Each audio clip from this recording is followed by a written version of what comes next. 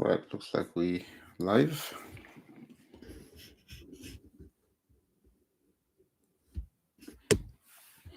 I want to talk about something today, something that is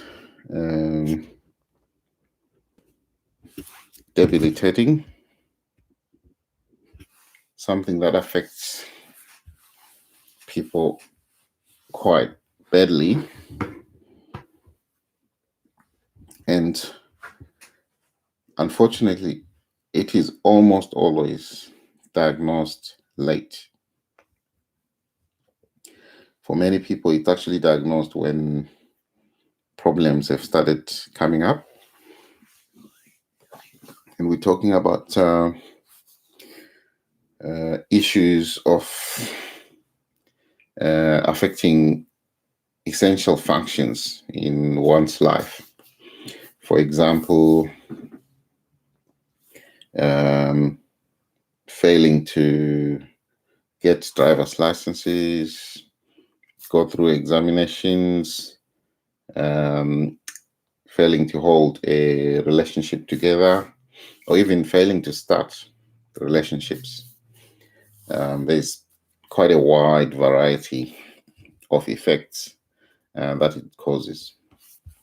And we're talking about social anxiety.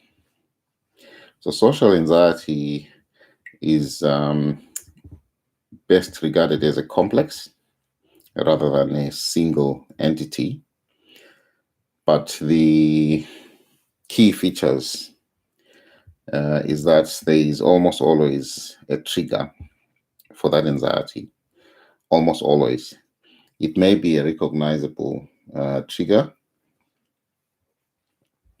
perhaps crowds of people, small spaces, strangers, or certain specific situations and circumstances. However, sometimes we don't know what the triggers are, and the affected person cannot recognize or recall any particular incidents in clear enough detail to be able to identify the triggers. But with certainty, all such cases, they would experience anxiety, which can range from just mild anxiety to a full-on panic attack.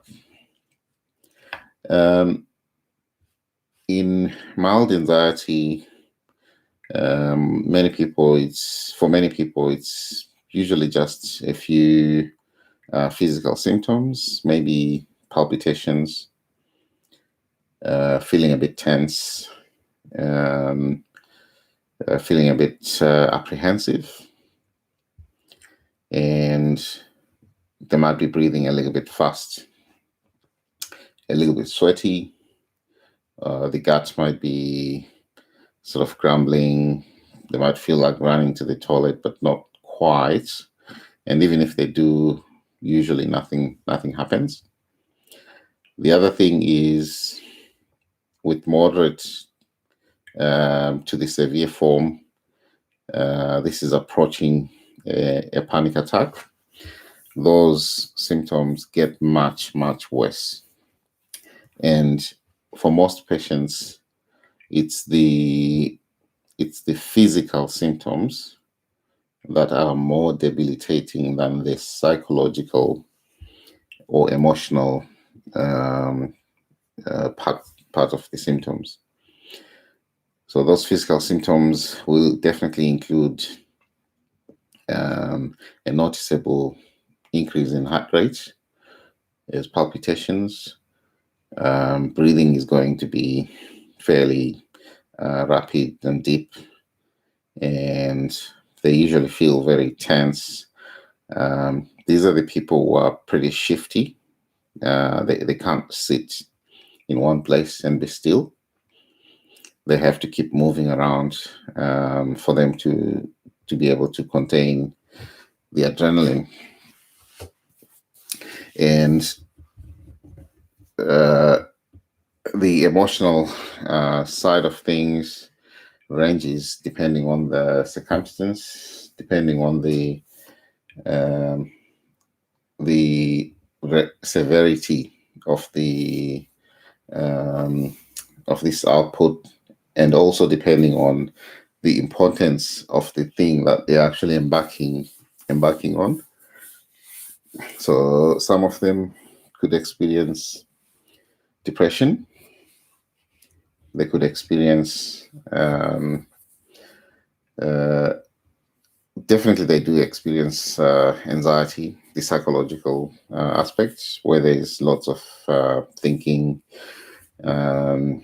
and usually the thoughts are pretty jumbled up because the executive function is quite poor when the severity of the anxiety is towards the panic end. Those that get panic attacks usually would be a very brief but highly charged moment where there's a literal massive discharge, physiological discharge, where they get pounding heart. They can barely breathe. They can't string words, sentences together properly. The thinking is very intense, rapid, but jumbled up. And they don't usually, even though they can listen to people around them or any announcements, they're not able to process those things. The immediate memory is very poor. So the thought pattern tends to be jumbled up because they discard certain information. They get easily overloaded.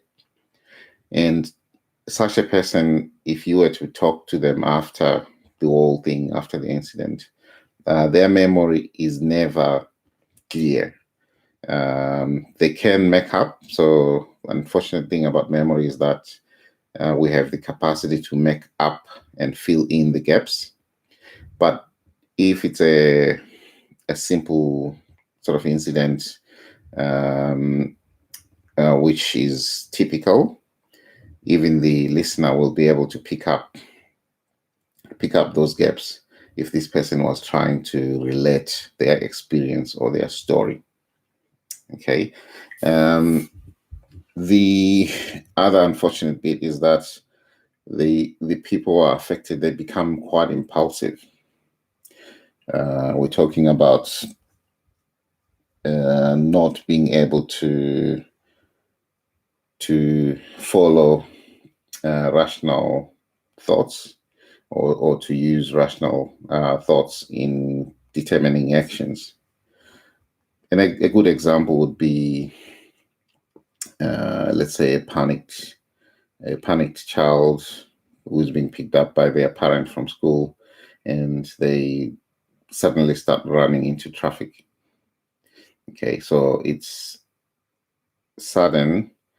The executive brain is literally shut, and therefore the impulsive actions can happen at any time. In adults, it could be something as simple as a verbal maybe insult or something that is very inappropriate that would never come from that person, so to say. Okay, so we've talked about the anxiety, which will range from mild to severe and on to a panic attack. Now, for most people, the good thing is these physiological discharges, they're actually not long lasting. They happen during that initial exposure to whatever stimuli or whatever trigger, and they then acclimatize, and the anxiety sort of calms down. It may not go away completely. They may still have a mild form of anxiety through their experience. An example would be a child going into a classroom situation, sees that there's new children who have joined the class, and they initially have a panic attack, but then eventually they settle down. Most of the anxiety goes, but then they're still having this mild anxiety. Such people sometimes can be described as sort of jumpy or reactive, that sort of thing. If someone wants to walk behind them, they would kind of, show signs of being startled. So very easy startle reflexes. The rest of the affected people are affected by social anxiety. This is probably maybe about a third or so. They have longer lasting symptoms. So once they get the very severe form of anxiety, it can last for a good 15, 20, 30 minutes, even an hour. And those people, they develop avoidance. They develop avoidance patterns, and it's almost always unconscious. So these are the people who describe their. So if you're invited to a certain place or to do certain things, they tend to turn down the invitations. They may make an initial agreement, but at the very last minute, they just call and say, "No, I'm not going there. I want to do something else." That sort of thing. Most of the time, this is unconscious. So, and over time, unfortunately, this actually gets wired well into the brain, and they begin to have what would generally be described by them as a dislike. So they might say, "I don't like going to the shops, therefore I'm not going to go to the shops." Okay, but if you ask them, why don't you like going to the shops, they don't actually sorry, they don't actually have a clear reason for it. They don't quite understand why they can't go to the shops, So over time, you have the avoidance patterns becoming concrete and becoming established patterns of behavior. These are the ones who have the moderate to severe forms of the social anxiety. Okay. And then there's a much smaller percentage out of those people who have the worst of symptoms. So those people tend to have other forms of psychiatric or I'll say psychiatric diagnosis like agoraphobia. Agoraphobia is when someone is deliberately avoiding going out of their house or going out of their comfort area because of fear. They may not know why they are afraid, but for some of them, they are kind of aware of some things that make them feel panicked.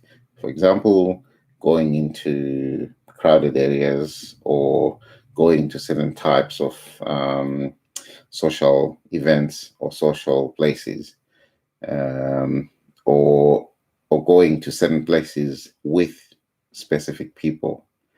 Those people are quite defensive about staying in their place. Very legal can uproot them and take them out of their house. Those people are the hardest to actually treat because they are the least likely to attend medical help. They're the least likely to take medications if prescribed. They're the least likely to attend psychological sessions if arranged. And most likely, they don't work. Most likely, they are on some kind of pension already. So these people are in very serious trouble, you know, and they need a lot of hand holding for them to form relationships, to stay in the relationships, to conform with the dynamism or the dynamics required in a relationship. The interesting ones or the outliers may include people with specific phobias. So it's a social anxiety, but it comes in the form of a specific phobia. So example would be people who get panicked in when they are put under the spot, when someone else is assessing them. They don't know what they're doing, but because of whatever underlying factors, each time they get into that assessment situation, they have the full gamut of anxiety symptoms, attacks. Unfortunately, if you remember the talk, as I started it, I did describe a phenomenon where if someone is having a full discharge, sympathetic discharge, you also get the executive brain being shut down or being impaired. While it's a very good thing for supporting the danger response so that you can get away, it's actually very bad for performing in a day-to-day situation. The immediate memory is impaired. The thinking patterns are impaired, and this is impaired because remember the brain cells are interconnected through the nervous pathways in the head, and when you have that blockade, some of the pathways actually don't work, so messages don't cross and they don't go into certain areas. Therefore, you get lost information. You get inefficient information. You get creation of new information to fill in gaps, and much of the time that fill in information is not accurate enough to provide this person with the answers they need to go through whatever assessment that they are undergoing. It could be a physical assessment where you're supposed to demonstrate skills. Let's say driving, for example. So they will be affected because the instructions as they are being given are not being received correctly, and the processing of the instructions is faulty, and therefore the output, so the actions that are being assessed, become themselves faulty. And those people have a very hard time going through things like interviews, examinations, other assessments, let's say for social benefits, with government departments and so on and so forth. These people, they need maximum treatment for many of them, about 60% or so, if you give them treatment, they will be able to somehow do those things that they have been unable to do. So treatments will include things like medications, benzodiazepines. This is like the Valium, SSRIs, Zoloft, escitalopram, citalopram, the works, SNRIs. Sometimes the older type antidepressants might actually help. It depends on the specific situation of that particular person.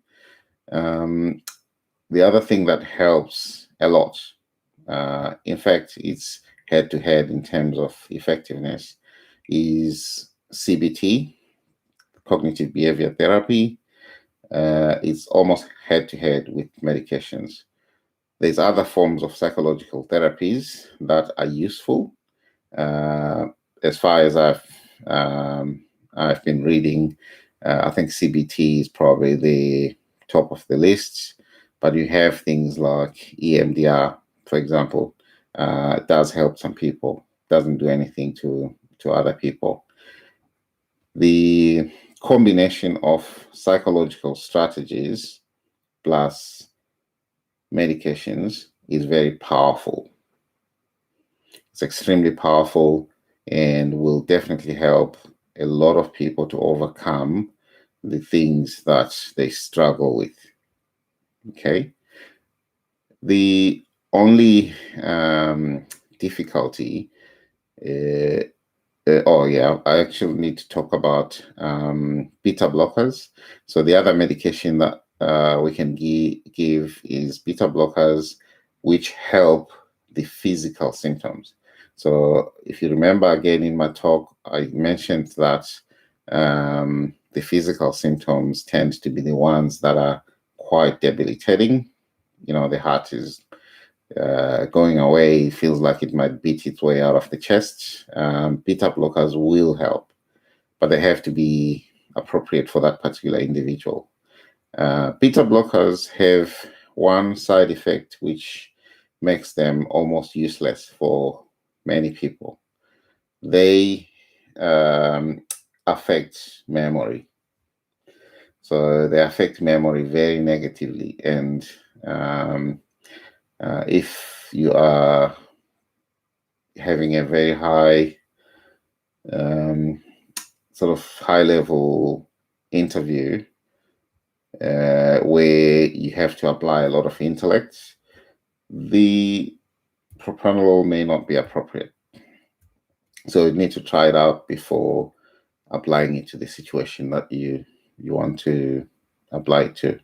The good thing, though, is you don't have to take it as a regular medication for a long time. You can just test it and then use it when you need to get into that situation. Okay, maybe a public speaking type situation. For those of us who double as doctors and preachers, if one had that kind of problem with maybe public speaking, as in preaching, you can take propranolol before the event, but generally many such people don't need those medications, but that's a story for another day. Now we've talked about the medications, we've talked about the therapies, and the key thing is that combining them is a very powerful thing. Now, there's people who, even with maximal treatment, they still get breakthrough anxiety and panic attacks. Those people, there's very little you can do beyond that stage. You need to then look at what it is they need to achieve. You may have to ask for their environment to be changed. So if it's a work environment, for example, which makes them unable to function because they get overly worked up, very anxious, panicked, if it can be modified so that they don't actually get into that state, then those people need that kind of help. As doctors, psychologists, our duty is to advocate for those people with the companies involved and ask for such modifications as will help them. Okay. Interviews. Some people who have difficulties going through interviews, they probably will need representation in terms of strong letters from their GPs, their psychologists, to make suggestion to the company involved to take consideration of other ways of assessing their suitability for the advertised job. It's not everyone who can actually sit in front of a panel and answer questions rationally and be able to go through an interview. So those few people who are treatment resistant, they need help. If you don't give them help, if they are not assisted, the danger is that one, they get obviously frustrated. They may move from opportunity to opportunity and fail at every turn. And these are the people who are at very high risk for depression. Okay, at very high risk for different forms of anxiety which are persisting. So generalized anxiety, for example.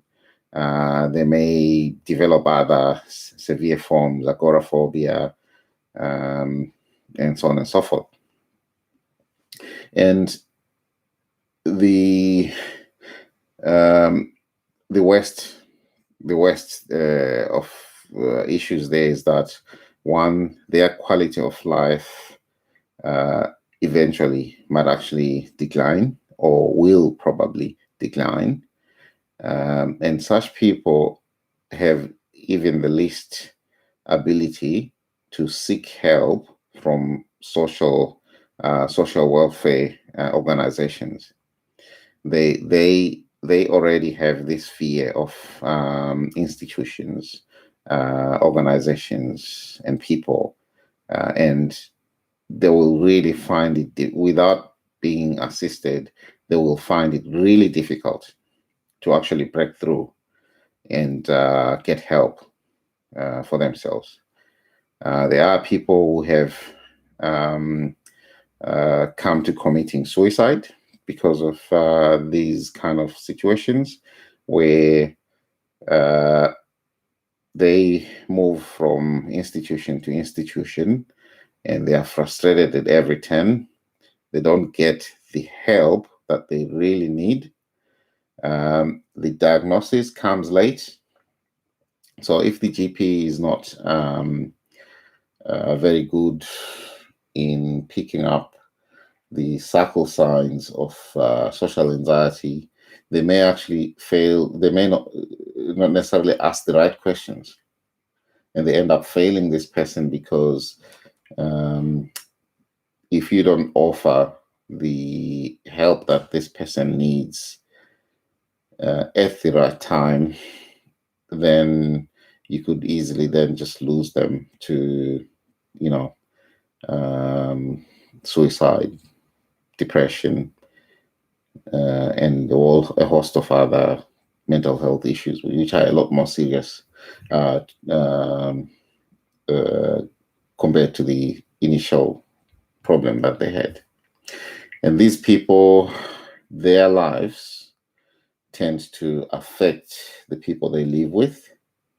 So failing repetitively at essential things of life may cause them to become harsh, violent, or they may become the complete opposites. They become completely quiet and non-participatory, and all those things will actually harm or destroy relationships. So there's a lot more harm that will come to those people if nothing is ever done for them. So I guess the key purpose of this presentation is to highlight that social anxiety is not a minor condition. It's a very, very big problem. And social anxiety, because it's always identified late, is something that must be actively looked for. So asking questions such as, how do you cope at work? How do you cope in school? How do you cope in your relationship? And then asking for details if you think there is issues in that situation might actually be the only opportunity you have to break through and make a diagnosis, which will then open up the pathway for suggesting treatment, which will then allow you to be able to give the extra help that is required if there is treatment resistance. So I hope this has been a very useful talk. I did not use any slides. I hope that it's clear. And I'm interested in your comments. You can put your comments down below, and I'm happy to answer as much as I can. I didn't use actual data, but approximately 60% of people who are treated for social anxiety will benefit from the treatment, but still 40% is quite a big number, because social anxiety is one of the commonest conditions that we have, and one of the least diagnosed at the right time. So I guess we have to be quite aware. Even as patients, you have to be aware of your situation. If you suspect you have social anxiety of one form or another, some kind of performance anxiety, I suggest see a good GP. Many GPs struggle when it comes to identifying mental health issues, so you need to see a good GP. And if that doesn't work well, book yourself straight into a psychologist and talk about your situation. You will get a diagnosis. You will then be referred back to your GP. You get the mental health care plans. You get whatever other help set up, and you can have your counseling, your medications. And if that doesn't work, then you need specific strategies to solve your particular situation. Legislation exists which is protective of people who sort of are disabled by mental health issues, and just as much as those disabled physically. So this legislation is quite protective. Everyone has a right to life. Everyone has a right to accessing everything that they need to access in life, like having a job, having a house, and being able to get income and good health.